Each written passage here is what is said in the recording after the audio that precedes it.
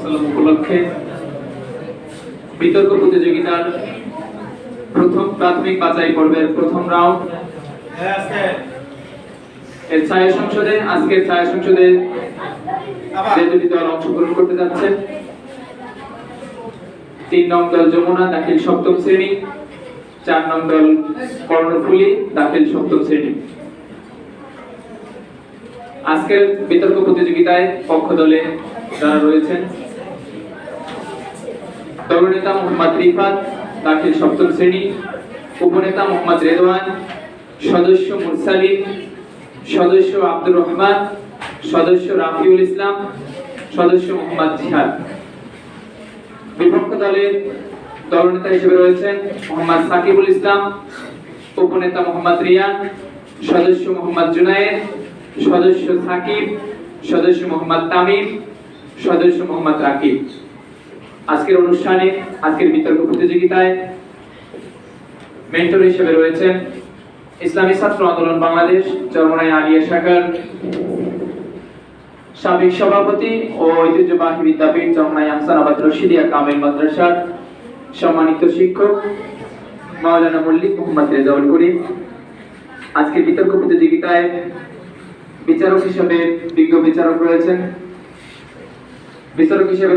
ইসলামী ছাত্র আন্দোলন বাংলাদেশ চরমনাই আলিয়া শাখার সাধারণ সম্পাদক মোহাম্মদ আব্দুর রহিম, সাংগঠনিক সম্পাদক মোহাম্মদ ফয়জুল্লাহ, প্রশিক্ষণ সম্পাদক মোহাম্মদ মিজানুর রহমান। স্পিকার হিসেবে আমি মোহাম্মদ রেজাউল করিম। ইতিমধ্যেই পবিত্র কোরআন তেলাওয়াতের মাধ্যমে আজকের বিতর্ক আনুষ্ঠানিকভাবে শুরু হয়েছে। আজকের ছায়া সংসদের বিতর্কের বিষয় মোবাইল মানুষের জন্য আশীর্বাদ। এই বিল উত্থাপনের দাবিতে পক্ষে এবং বিপক্ষে দুই দলীয় অবস্থান করতেছেন। শুরুতেই পক্ষ দলের দলনেতা মোহাম্মদ রিফাতকে তার দলীয় বক্তব্য পেশ করার জন্য অনুরোধ করা যাচ্ছে।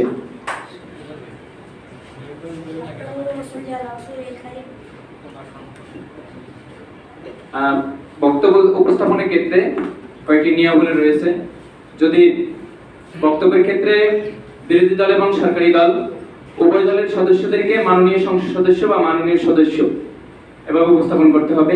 কাউকে অশালীন ভাষায় বলা যাবে না বা কাউকে তুই বা অন্য ভাষা বলা যাবে না, বিশুদ্ধ ভাষায় বলতে হবে যে মাননীয় সদস্য বা মাননীয় দলনেতা, মাননীয় উপনেতা, মাননীয় বিরোধী দলীয় উপনেতা এভাবে বলতে হবে। আর কোনো কিছু যদি আপত্তি থাকে তার কথায়, সরকারি দল এবং বিরোধী দল উভয়ের কথায় যদি কোনো আপত্তি থাকে তাহলে পয়েন্ট অফ অর্ডার এই শব্দটি ব্যবহার করে মাননীয় স্পিকারের বরাবর বলবেন, তাহলে মাননীয় স্পিকার সেটা গ্রহণ করবে, অন্যথায় মাননীয় স্পিকার সেটা গ্রহণ করবে না। এবং আমাদের পরামর্শের জন্য বা মেন্টর রয়েছেন, বাকিটাও তারা দেখবেন।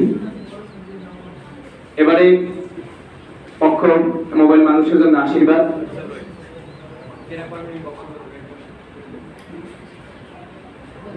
মোবাইল মানুষের জন্য আশীর্বাদ এর পক্ষে দলীয় বক্তব্য উপস্থাপন করছেন মোহাম্মদ রিফাত। তার বক্তব্যের সময় 5 মিনিট। বেল বাজানো হবে 4.5 মিনিট, 4 মিনিট 30 সেকেন্ড সময়। ফাইনাল বেলের পরে যদি কথা বলা তার নাম্বার কম নেই, এটা নিয়ম আছে। বিষয়টা বলতে পারছো? প্রথম যে বেলটা দেওয়া হইবে এর পরের যে বেলটা দেওয়া হইবে, পরের বেল তোমার শেষ। প্রথম বেলে তোমার ওয়ার্নিং দেওয়া হইবে আর পরের বেল তুমি ফাইনাল আসতে বন্ধ। এরপরে যদি কথা বলা হয় তাহলে নাম্বার কমার সম্ভাবনা থাকে, অনেক জায়গায় কাটে।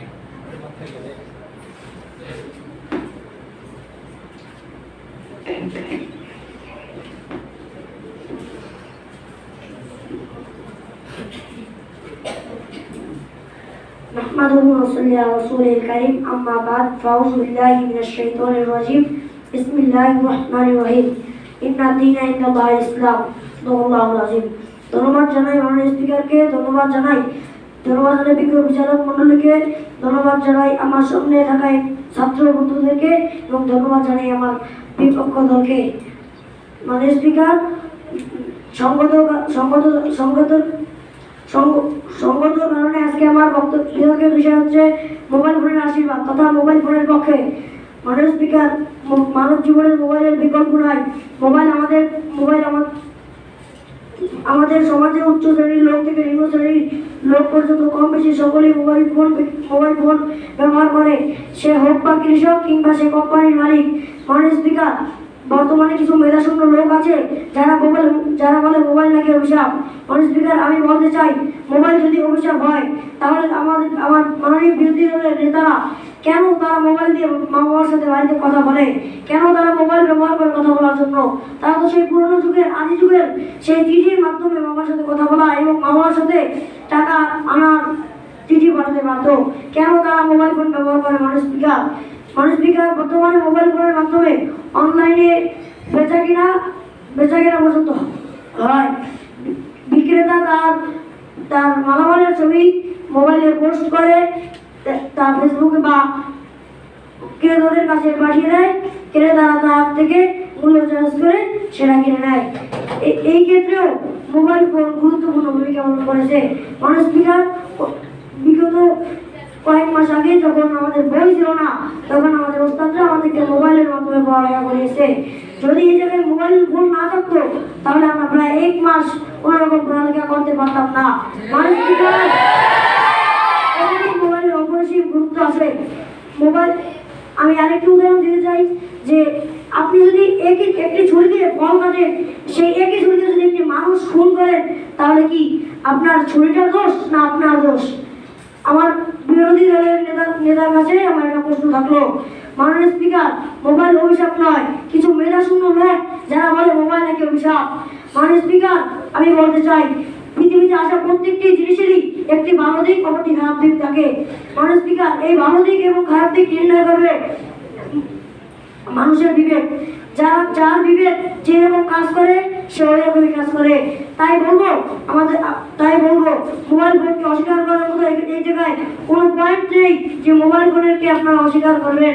মাননীয় স্পিকার, আমরা বলতে চাই সেই করোনার কথা, যেই সময় মোবাইল ফোনের মাধ্যমে ক্লাস করানো হয়েছে, প্রায় 6 মাসের মতো স্কুল মাদ্রাসা সহ সমস্ত শিক্ষা প্রতিষ্ঠান ছিল বন্ধ। সেখানকার শিক্ষকরা তারা বলে না, আমরা ছাত্রদেরকে বিগত 6 মাস এইভাবে ঘরে বসে থাকতে দেবো না। তারা অনলাইনের মাধ্যমে শুরু করে অনলাইন ক্লাস শুরু করে এবং লক্ষ লক্ষ ছাত্রছাত্রীদের ক্ষতি থেকে তারা বাঁচিয়ে দেয়। মাননীয় স্পিকার, মোবাইল ফোন যে অভিশাপ এই কথা শুধুমাত্র মেধাশূন্য লোক ছাড়া অন্য কোনো বুদ্ধিমান লোক এই কথা বলতে পারে না। মাননীয় স্পিকার, আমি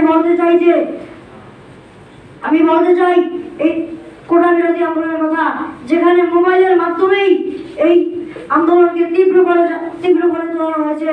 মাননীয় স্পিকার, মোবাইল ফোন এমন একটি যন্ত্র যা আমাদের হাতে থাকলে সারা বিশ্ব আমাদের হাতের মুঠায় চলে আসে। মাননীয় স্পিকার, মোবাইল ফোন কথা বলতে চাই যে মাননীয় স্পিকার, যদি মোবাইলের সূচনা লক্ষ্য করি তাহলে দেখতে পাই মোবাইলের জনক মার্কিন কুপার মোবাইল ফোন আবিষ্কার করছে যে মানুষের যোগাযোগ ক্ষমতা বৃদ্ধি হয়। মাননীয় স্পিকার, অতীতকালের মানুষেরা তারা একজন মানুষ অসুস্থ বা মারা গেলে তার চিঠি বানাতো।